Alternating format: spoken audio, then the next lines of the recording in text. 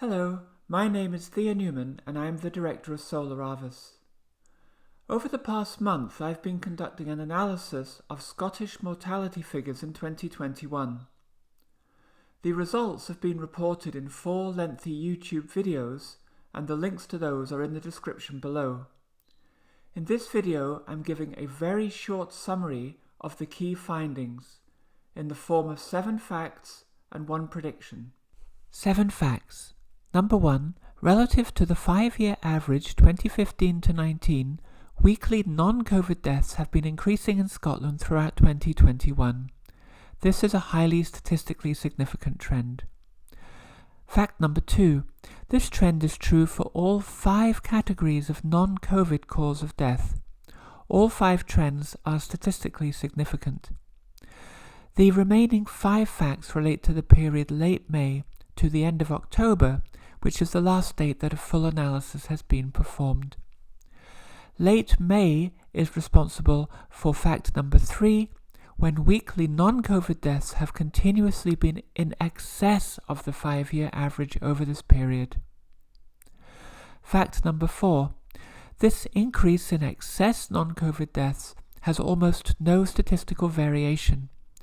If we perform 3-week block averaging of the weekly data, we find that those block averages lie almost perfectly along a straight line, a very unexpected result. Fact number 5.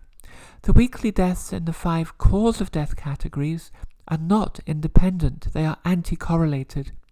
The reason for this being that their sum gives the total excess non-COVID deaths. Because the total has little or no variation, and yet the individual cause of death data does have variation, those variations must be anti-correlated to sum up with no variation. Fact number 6. The ratio of excess non-COVID deaths to COVID deaths is 5:3. Here we see the accumulated excess deaths listed by cause of death, summing to approximately 2,100. Over half of these lie in the category Other.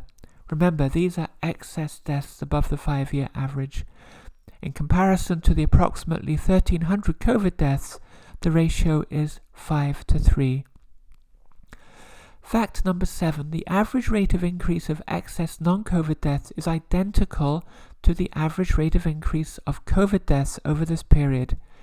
Here we show the COVID deaths alongside the excess non-COVID deaths. On fitting a straight line, we see it is parallel. The slopes of these 2 lines are equal to within 1%, to all intents and purposes, identical. Finally, 1 prediction.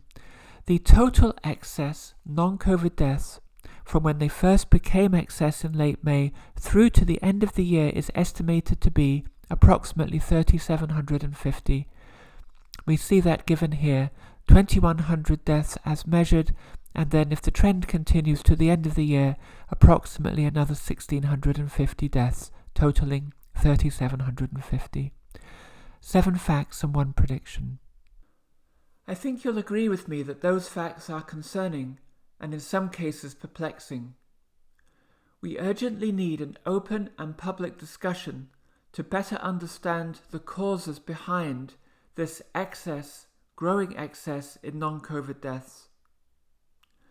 In my view, one of the key drivers behind this phenomenon is our response to COVID over the past 18 months or so. Therefore, it is crucial for us to be clear-sighted and courageous in the months ahead, that whatever actions we take to combat COVID do not create downstream more misery and death than COVID itself. Thank you very much for your attention, and goodbye.